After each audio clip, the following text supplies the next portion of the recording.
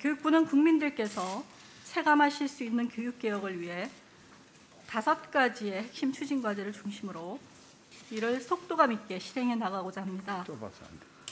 먼저 국민을 중심으로 교육 전반을 혁신해 나가겠습니다. 두 번째로 모든 아이가 격차 없이 성장을 시작할 수 있도록 출발선 단계부터 국가가 책임지고 뒷받침하겠습니다. 이를 위해서 교육의 기능을 강화하는 유보 통합 방안을 포함하여 모든 아이가 1년 일찍 초등학교로 진입하는 학제 개편을 본격적으로 추진하고자 합니다. 특히 지역이나 가정 여건으로 인해 발생하는 출발선상의 교육 격차를 조기에 국가가 책임지고 해소하기 위해 취약 연령 하향에 대한 논의는 꼭 필요한 일이라고 생각합니다. 학령 인구 감소에 따라 교육 환경이 변화된 만큼 다양한 사회적 논의를 거쳐서 현 정부 내에 실행할 수 있는 구체적인 학제 개편 방안을 마련하고 추진해 나가겠습니다. 업무보고 정책 발표 때문에 사회 각계각층에서 관심을 가지시고 또 학부모님들의 우려도 많은 것으로 알고 있습니다. 마이크도 올리라. 우리가 취약 연령 하향을 업무 보고에 포함시키게 된 것은 우리 아이들이 성장에 있어서 모두가 같은 선상에서 출발한다.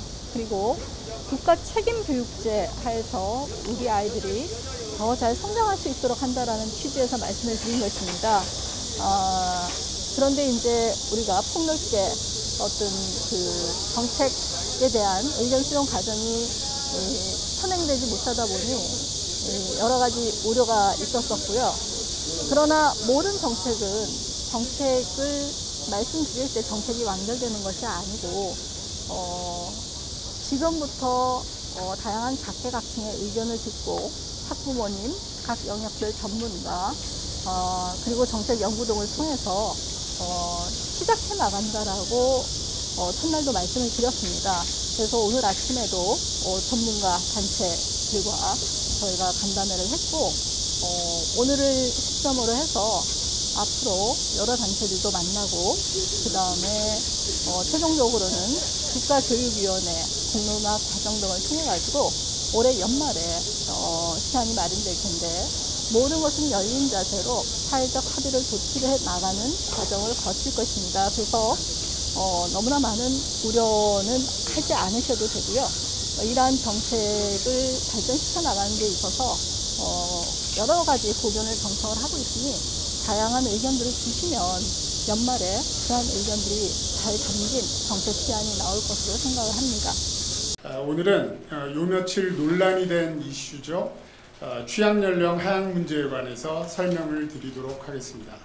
교육개혁은 인재 양성의 다양화 관련된 부분과 함께 교육 및 돌봄의 국가 책임 부분 크게 두 가지로 구성됩니다. 반도체 등 첨단 산업 인력 양성, 평생교육이나 훈련 등이 첫 번째에 속합니다. 적어도 초등학교까지의 교육과 돌봄을 통합하는 방식으로 아이들의 안전한 성장을 도모하고 부모 부담을 경감시키자는 것이 두 번째에 속합니다. 대통령은 선거 때부터 최근까지 초등학교, 지역아동센터 등 관련 현장을 여러 차례 방문하면서 아동기 교육과 돌봄의 통합 문제가 중요하다는 사실을 절감하고 있습니다. 저출산 상황에서 지방재정교부금이 넉넉한 상황입니다. 덕분에 초등학교들의 시설과 기자재는 거의 어쩌면 선진국 넘어서는 수준에 육박하고 있습니다. 이를 활용해서 학교 내 방과 후 돌봄 서비스를 부모 퇴근 시까지 해주자는 게 기본적인 인식의 출발점입니다. 취약연령 하향 조정 문제는 이러한 정책 방향성 속에서 하나의 수단에 불과합니다.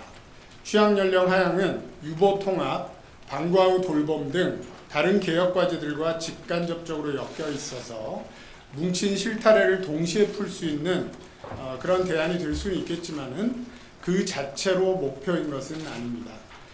에듀케어 시스템으로의 일대 전환, 아동기 보육과 돌봄과 교육의 통합적 운용에 관한 국가 책임, 그리고 이를 통한 아이들의 안전하고 바른 성장과 부모 부담 경감이 개혁의 핵심적 목표입니다.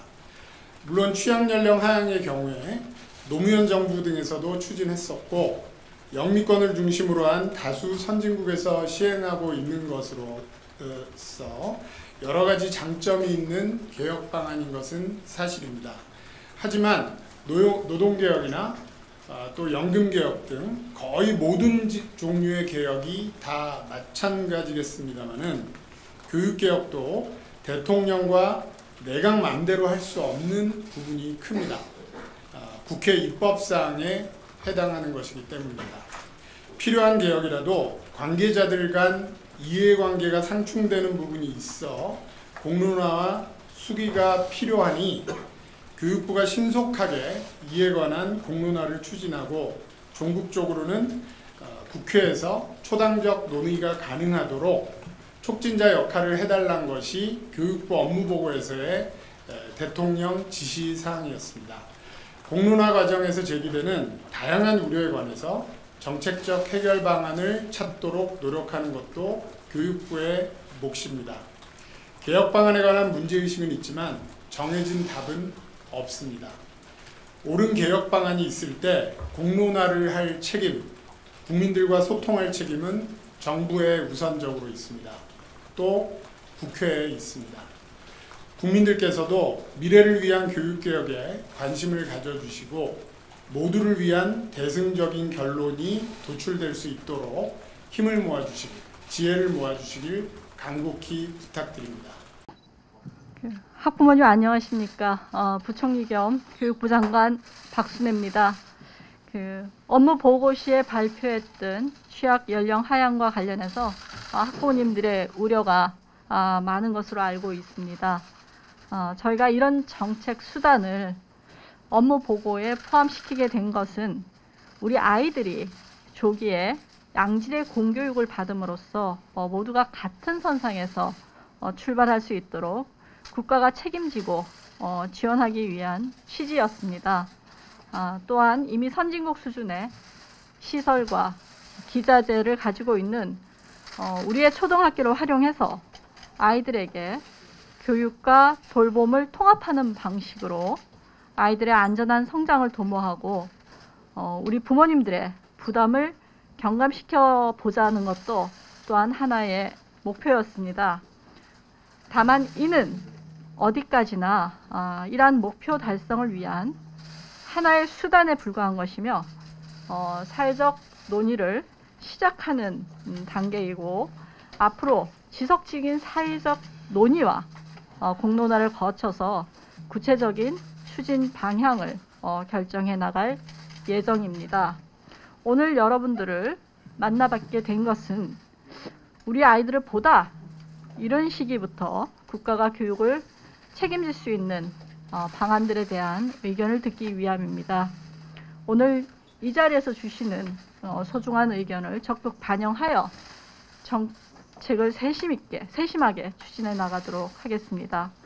교육부는 향후에도 지속적으로 학부모님들의 의견을 경청할 것이며 각 영역별 전문가와 학교 현장의 다양한 의견을 수렴하는 등 열린 자세로 공론화 과정을 거쳐 사회적인 합의를 도출하고 이를 바탕으로 정책적인 해결 방안을 찾아 나가겠다는 말씀을 드립니다.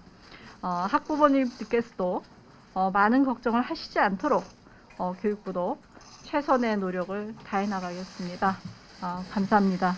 때는 이 시대에 내가 내 아이를 이렇게 낳고자 했을까? 저출산 대책 아무리 이야기하면 뭐합니까? 영아수당, 부모수당 준다고 아무리 이야기하면 뭐합니까? 100만 원 더 얹어주고 매월 10만 원 더 얹어주고 부모들이 그런 것에 박수치면서 반가워하고 그러면 제가 아이를 더 낳겠습니다. 그렇게 이야기한다고 정부는 착각해서는 안 됩니다. 이미 낳은 아이들도, 이미 자라고 있는 아이들도 불행하다고 하면서 학교를 다니고 있는데 지금 산적해 있는 문제 하나 해결하지 못하시면서 장관님이 제가 위로받으려고 하는 게 아니에요. 네. 국가 책임교육 아무리 말하면 뭐합니까? 실현되지 못하고 있는데, 아무도 부모들이 그것을 체감하지 못하고 있는데, 그래서 계속해서 출산율은 더 떨어지고 있는데, 지금 산적해 있는 문제도 해결하지 못하면서 문제를 하나 더 얹어서 부모들의 가슴을 짓누르고 있는 상황입니다. 아까 장관님께서 정 대표님, 부모들의 요청에 따라서 이 정책을 처리할 가능성도 있다고 말씀하신 것인가요? 정책은 수정되고 변경되고 전환될 수 있다라고 말씀을 드렸습니다. 그러면은 처리하실 가능성도 있다라고 이해를 해도 될까요? 우리 아이들을 위한 거라면 뭐든지 할 수 있고. 그리고 입학 연령 하향 부분은 이러한 정책 목표를 위한 하나의 방안으로 또 제안이 되었고, 또 제안을 하고 사회적 논의를 하고자 사실은 시작을 하고자 제안됐던 상황이고요. 여한 이제 그게 이제 마치 확정적으로 2015년부터 확정적으로 시작한다는 것처럼 이렇게 알려지게 된 건 뭐 저희 불찰이라는 부분은 분명히 말씀을 드리겠습니다. 하지만 말씀드렸듯이 25년부터 이렇게 언론에 제시되는 것처럼 저희가 정책을 확정하고 추진하겠다는 의사는 전혀 아니고요. 네, 그래서 여러 가지 지금 주신 의견들 해서 저희가 여러 가지 대안이나 방안, 여기서 제가 말씀드린 대안이나 방안은 국가가 유초등 단계에 얼마나 책임 있게 교육을 지원할 것인가에 관한 그런 다양한 대안들, 방안들 모색해서 모색해 나가도록 하겠습니다. 질문 받으셔야 되는 거 아닙니까? 소통 안 하시는 거예요, 그러면? 기자들도 만나서 여론 실험 하셔야 되는 거 아닙니까?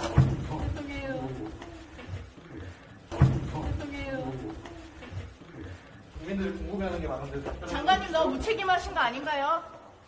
질문 받으셔야죠.